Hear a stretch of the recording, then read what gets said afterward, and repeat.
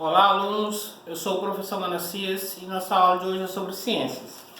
As páginas que nós vamos estudar são 51, 52 e 53, né? Consequentemente, 54 também, tá bom? Aqui nós temos o seguinte: desenvolvimento do tema. Visão geral da atuação do sistema circulatório. Então, nesse caso aqui, nós vamos estudar um novo sistema, que no caso é o sistema circulatório. O sistema circulatório é constituído pelo coração, pelo sangue e por uma série de estruturas semelhantes a tubos de diferentes diâmetros que servem de caminhos para o sangue percorrer organismos e chegar a todas as suas partes. Essas estruturas pelas quais o sangue flui são os vasos sanguíneos. Então podemos determinar três componentes para os vasos sanguíneos: o coração, o sangue e os vasos sanguíneos. Em seu trajeto contínuo, o sangue é impulsionado por uma bomba feita de músculos que trabalha dia e noite sem parar. O coração, no caso, o coração. Os experimentos anteriores evidenciam que a pulsação, sinal perceptível da passagem de sangue no vaso sanguíneo, é consequência dos batimentos cardíacos. Quando a frequência cardíaca aumenta, por exemplo, após sua atividade física, a pulsação aumenta igualmente. Então, a primeira comprovação de que o coração bate, que nós temos batimentos cardíacos do coração, são a pulsação nas nossas veias, que estão impulsionando, no caso aqui dos nossos vasos sanguíneos, que estão impulsionando o sangue para todo o corpo. O sistema circulatório transporta substâncias. O sistema circulatório é responsável pelo transporte de substâncias dentro do organismo. O sangue leva às células as substâncias de que eles necessitam para funcionarem e se manterem vivas. O sangue também transporta para longe das células as substâncias que elas descartam e que serão eliminadas no organismo na urina ou no ar expirado pelos pulmões. Veja o esquema ao lado, né? No caso aqui nós temos um esquema ao lado, nós temos quatro sistemas aqui que nutrem e eliminam impurezas aqui no caso. É o sistema circulatório, sistema respiratório, sistema digestório e sistema urinário. Eles estão interligados. A função deles é distribuir nutrientes para o corpo e tirar as impurezas que ali residem no nosso corpo, tá certo? Entre as substâncias que o sangue leva até as células estão os nutrientes que provêm da alimentação e passam para o sangue. Quanto são absorvidos no tubo digestório, alguns nutrientes podem ser empregados, por exemplo, na respiração celular, processo que fornece energia que a célula utiliza em suas atividades. Outra importante substância conduzida às células pelo sangue provém dos pulmões, é o gás de oxigênio necessário para a respiração celular. Então, o que é que acontece? Além dos nutrientes serem absorvidos, trabalhados e mandados para as células pelo intestino, mas eles são transportados pelo sangue.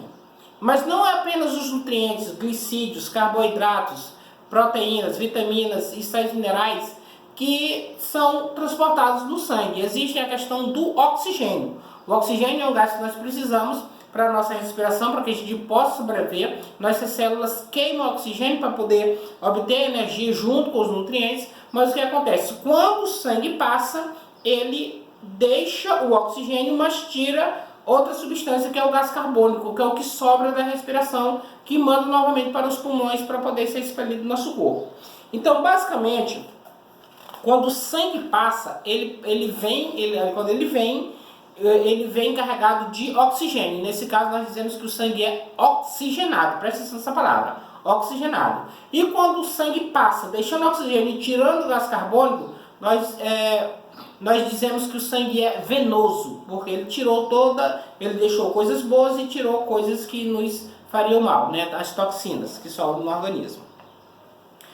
Página 52. Entre as substâncias descartadas pelas células e que são transportadas pelo sangue estão o gás carbônico e o excesso de água, produtos da respiração celular. Então, o gás carbônico ele é o resultado da queima do oxigênio que sobra, e líquidos são o resultado da absorção de nutrientes que estão misturados nesse líquido. O nutriente fica e o líquido sai do nosso corpo. Tudo isso, o gás carbônico sai na respiração e os líquidos com as impurezas saem na urina. O sangue também transporta vários materiais provenientes da limpeza efetuada pelo organismo em partes mortas ou desgastadas e da destruição de corpos estranhos ao organismo, como vírus e bactérias. Essa questão dos vírus e bactérias, tudo que não faz parte do nosso corpo vai reagir, ele vai se defender. Então, no caso de vírus e bactérias, quando, por exemplo, nós sentimos febre, é o nosso corpo se defendendo de um vírus ou de alguma bactéria para expulsá-los ou para destruí-los dentro do nosso organismo. Neste capítulo, conhecemos um pouco mais detalhadamente algumas características do sistema circulatório e de outros dois sistemas relacionados a ele, que é o sistema linfático e o sistema urinário, que também o sistema urinário é conhecido como sistema excretor. No caso do linfático, que a gente faz a limpeza do organismo. Aqui diz o seguinte, ó, aqui ao lado nós temos um diagrama que diz, ó, sistema respiratório, sistema digestório, um ao lado do outro. No sistema respiratório nós temos o gás oxigênio, no sistema digestório nós temos os nutrientes, né? Os dois, tanto o gás oxigênio como os nutrientes, no sistema respiratório e no sistema digestório, eles entram no sistema circulatório. Eles passam, no caso, o oxigênio e os nutrientes passam pelo sangue, como eu expliquei agora há pouco. E eles vão para onde? Para as células. Das células nós temos as substâncias não necessárias, que no caso o oxigênio fica, o nutriente fica, mas as substâncias tóxicas saem. Então, vai desocupar espaço e vai para o sistema, novamente para o sistema circulatório, para ser eliminado nos pulmões e na urina. Aí aqui do lado nós temos esquema do sistema circulatório, aqui do caso do lado, né? Eu vou só ler, depois vou exemplificar. Esquema do sistema circulatório humano. O coração está posicionado no centro do corpo, com parte inferior ligeiramente inclinada para o lado esquerdo. Apenas os maiores vasos sanguíneos estão representados neste desenho. Em vermelho estão esquematizados os vasos que conduzem sangue rico em oxigênio. Então, no caso, os vasos vermelhos, eles representam o sangue rico em oxigênio, que, lembre da palavra, sangue oxigenado, tá certo? Em seguida, nós temos os vasos que conduzem sangue pobre em gás oxigênio e rico em gás carbônico, que no caso seria do de cor azul. Nesse caso, o sangue de cor azul, nesse caso aqui, ele está representando o sangue venoso que está com gás carbônico. Aí nós temos aqui o esquema do sistema circulatório. Nós temos a veia cava superior, a aorta, no caso as duas posições da aorta que estão em vermelho carregadas com sangue oxigenado, sangue com oxigênio, e a veia inferior, no caso aqui, e a veia cava carregadas com sangue venoso, sangue carregado de gás carbônico.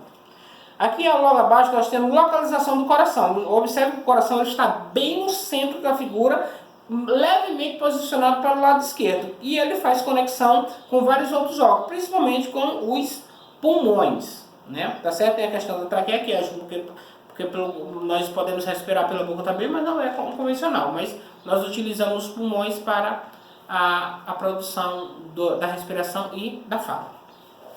O sangue, página 53. Você já misturou um pouco de açúcar num copo com água? A impressão que se tem é de que o açúcar desaparece. Porém, ao beber esse líquido, você sentirá o sabor doce, o que revela que o açúcar ainda está lá. Dizemos que o açúcar está dissolvido na água. Há várias substâncias que, como o açúcar, podem dissolver-se na água, como o sal de cozinha, a glicose, etc. Então, nós temos várias substâncias que nós podemos misturar na água, mesmo ou em pequena, numa quantidade razoável ou em pequena quantidade, que você não vai nem perceber a presença do sal ou do açúcar ou da própria glicose. Em grande quantidade não, o excesso vai para o fundo, mas em quantidade razoável ou em pequena quantidade, você nem vai perceber a presença dele na água, a não ser que você ingira, né? Possa ingerir essa substância, no caso você vai perceber que ela está doce ou salgada ou um sabor diferente naquele líquido. Aqui diz o seguinte: o sangue contém grandes quantidades de água dos outros componentes presentes. Alguns estão dissolvidos na água e outros não estão. É possível separar os componentes do sangue em dois grupos, submetendo a alta rotação num aparelho chamado centrífuga. Ao passar por essa alta rotação, denominada centrifugação, uma amostra de sangue se apresenta dividida em duas partes. Uma delas que fica abaixo, que é a avermelhada, e a outra que fica em cima, com um líquido transparente e amarelado, denominado plasma. A separação do sangue no centrífugo está no esquema a seguir. Antes de eu falar do esquema, deixa eu dar uma leve explicaçãozinha. O que acontece? Nosso sangue, ele é basicamente, ele pode ser centrifugado. O que é centrifugado? Ele é colocado num aparelho que vai circular em alta velocidade e vai separar todos os componentes do sangue, basicamente em duas partes. Uma parte branca, transparente, e uma parte avermelhada. A parte branca, transparente, é chamada de plasma. E a parte avermelhada, ela é a parte onde nós temos os elementos celulares do sangue, né? Vamos só falar do esquema, eu vou falar especificamente sobre algum deles, né? Nós temos aqui no esquema, por exemplo, um braço que foi retirado uma certa quantidade de sangue. Esse sangue, ele é composto de plasma, glóbulos brancos, plaquetas e glóbulos vermelhos, né? Ao passar pela centrífuga, no esquema 2, no processo de centrifugação, onde ele vai circular com alta velocidade, nós temos então a separação do sangue pelos seus elementos. Separação do plasma e dos elementos celulares. Então nós temos o plasma e os elementos celulares estão separados. Aí eu vejo o seguinte: o plasma é formado predominantemente por água, na qual estão dissolvidas várias substâncias, glicose, sais minerais, proteínas, vitaminas, e todos os outros carboidratos, todos os nutrientes estão separados da parte branca do plasma. Então é o que nós absorvemos, é do que a célula se alimenta. Já a parte avermelhada se separa do plasma durante a centrifugação, é constituída por células de glóbulos vermelhos, glóbulos brancos e plaquetas, né? E por fragmentos celulares. As plaquetas, tanto os glóbulos vermelhos, brancos e plaquetas, vamos estudar na página seguinte, mas esses são os três componentes da parte vermelha dos elementos celulares do sangue, quando ele está separado pela centrífuga: glóbulos brancos, vermelhos e plaquetas. Página 54.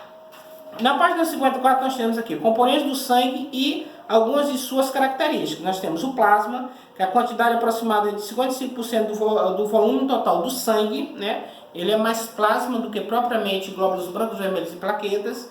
Aí nós temos o comentário: é a parte líquida do sangue, formada principalmente por água no plasma, ficam suspensos os elementos celulares, né? Aí nós temos aqui o seguinte: os componentes do plasma, nós temos a água, nós temos as proteínas, os nutrientes, nos casos açúcar, minerais, vitaminas, glicídios, ácidos graxos e aminoácidos, gases dissolvidos e excretas, que no caso vão ser retirados depois na limpeza do organismo, né, quando o sangue passa. Nós temos o volume do plasma, 91%, o volume das proteínas, 7%, o volume dos gases, 2%, e a excreta praticamente não tem uma porcentagem, porque elas estão sempre sendo... Essas outras sempre estão na célula, e as excretas sempre estão saindo da célula, né? A substância mais, no caso aqui, ó, a água é a substância mais abundante do sangue, é o líquido no qual estão dissolvidas as demais substâncias presentes no plasma. As proteínas, né? Algumas proteínas ajudam na coagulação sanguínea, outras ajudam na defesa do organismo contra vírus e bactérias. Lembrando que as proteínas, elas são principalmente encontradas nas carnes, né? Qualquer tipo de carne. Nós temos os nutrientes em geral, que são açúcares, minerais, vitaminas, glicídios, são usados pelas células para obter energia, função energética, por um caso que a gente possa trabalhar, possa pensar, para a gente possa realizar nossas atividades, para construir novas células ou reparar partes desgastadas, função plástica, né? E regular atividades vitais para as células. Então, no caso aqui, os nutrientes têm três funções: função energética para dar energia, função plástica para reparar danos, cortes ou machucados, e função reguladora, que no caso nós vai manter as células todo o tempo vivas e trabalhando, funcionando normalmente. Elementos celulares. Em relação aos elementos celulares, nós temos, ele é 45% do volume total do sangue. Então, nós temos mais plasma do que elementos celulares. Aí, os elementos celulares é a parte do sangue que por centrifugação, se separa do plasma e vai para o fundo do frasco. Os componentes da parte do sangue são produzidos na medula óssea, no caso aqui da nossa coluna. Aqui na medula óssea ali é a nossa coluna vertebral. Dali saem todas as principais componentes das células. Na verdade, a medula óssea ela fica dentro da nossa coluna vertebral, tá certo? Aí nós temos aqui um tecido que existe no interior dos ossos longos do corpo humano. Então, todos os ossos ele possuem medula óssea, mas principalmente na coluna. É a maior quantidade, eles são mais encontrados facilmente. Os glóbulos vermelhos, que são de 4 milhões a 6 milhões, são células que são substituídas novas a cada 3 a 4 meses aproximadamente. A principal função dos glóbulos vermelhos é transportar gás e oxigênio dos pulmões até as células, função que pode ser desempenhada porque eles contêm grande quantidade de uma substância denominada hemoglobina, que se liga ao gás e oxigênio e permite o seu transporte. Em menor grau, os glóbulos vermelhos também auxiliam no transporte de gás carbônico. Então, a principal função do glóbulo vermelho é levar o oxigênio para a célula, parte a parte, e depois retirar o gás carbônico. Os glóbulos brancos ou leucócitos são de 4.800 a 10.800 em cada milímetro cúbico do sangue, então isso é em grande quantidade. Existem tipos diferentes de glóbulos brancos, todos envolvidos na defesa do organismo contra vírus, bactérias e outros grandes agentes infecciosos. Alguns glóbulos brancos se encarregam de limpar os resíduos de células mortas e também quaisquer substâncias detectadas como sendo estranhas ao corpo. Outros glóbulos brancos liberam proteínas denominadas anticorpos que combatem agentes infecciosos. Outros ainda são capazes de fagocitar, engolir certos agentes infecciosos. O pus, que se forma no local das infecções, é constituído de grande parte de glóbulos brancos mortos no combate a infecções. Então, a defesa do nosso organismo, quando a gente tem um ferimento, ou quando nós temos uma infecção, um vírus, uma bactéria, são os glóbulos brancos que vão cuidar dessa defesa. Eles vão curar aquele corte, ou ele vai combater aquele vírus, ou ele vai combater aquela bactéria. Geralmente, quando você tem febre, não é a doença, o vírus ou a bactéria que está causando aquela doença. São os glóbulos brancos mostrando o seu corpo, se defendendo do seu corpo. Então você acaba gerando a febre. Não é a doença, vai ser a defesa do seu organismo. Outro detalhe. Quando, por exemplo, você tem um corpo estranho no seu corpo e os glóbulos brancos não conseguem destruir aquela substância, o que é que ele faz? Eles englobam ela, criam uma camada protetora em cima dela para que o seu corpo não consiga absorver. Por exemplo, uma pessoa que tem, digamos, uma pedra, ou então um resquício de bala no corpo, qualquer elemento no corpo, ele vai englobar, criar uma célula gordurosa em volta daquilo para que o seu corpo não absorva e não estranhe mais, não cause infecção. Porque caso, por exemplo, você tem um corpo estranho no seu corpo não consegue absorver, e os glóbulos brancos não conseguem destruir, aquela área vai criar um pus, vai criar um ferimento e vai ocasionar pode ocasionar em óbito, ocasionar morte. Plaquetas. Nós temos de 150.000 a 400.000 em cada milímetro cúbico de sangue. As plaquetas são fragmentos de células constantemente produzidos e liberados no sangue pela medula óssea. Cada plaqueta fica em circulação de 6 a 9 dias, como será mostrado ainda em um outro capítulo. Então, a questão das plaquetas, o que acontece? Elas vivem no nosso corpo de 6 a 9 dias. Só que com o tempo, quando você é jovem, as plaquetas elas vão produzindo em grande quantidade. Então, você acaba consumindo grande quantidade de alimento, aí o seu corpo vai crescendo, vai desenvolvendo, seu organismo vai mudando. Quando você tem uma certa idade, com o tempo, essas plaquetas começam a diminuir no seu organismo. O que acontece? O envelhecimento. À medida que as plaquetas vão diminuindo a quantidade, você vai envelhecendo cada vez mais, né? Isso é normal do organismo humano. Em relação ao nosso conteúdo que eu acabei de explicar, a nossa atividade ela vai ter 9 questões. Vocês não precisam copiar tudo, basta copiar sua resposta na folha de tirar foto ou digitar no celular. Vamos lá, primeira questão. Quais são os 3 componentes do sistema circulatório? Tá fácil que eu expliquei também no começo. Segunda questão. Quem é a bomba feita de músculo que impulsiona o sangue pelo corpo? É uma das 3 respostas da primeira questão. Né? Terceira questão. Quem leva nutrientes às células e transporta as toxinas para a urina? Também é uma das 3 respostas da primeira questão, é a resposta da terceira. Quarta. Como é chamado o sangue rico em oxigênio? Lembra da palavra que eu mandei vocês guardarem? Essa é a resposta. Quinta questão. Como é chamado o sangue rico em gás carbônico? Outra palavra que também pediram vocês guardarem.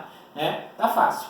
Sexta. Como é chamado o aparelho que faz a separação dos componentes do sangue? Tá fácil demais, beleza. Sétima. Na centrifugação, o sangue é dividido em 2 partes. Quais são elas? Também tá lá, eu expliquei tudo certinho. Nono. quais as substâncias encontradas no plasma do sangue? Tá fácil. E nona, quais os 3 elementos celulares encontrados no sangue? Ó, lembrando que a 8 ela fala do plasma da parte branca, e a 9 fala da parte vermelha, onde vocês têm os glóbulos e mais um elemento, tá certo?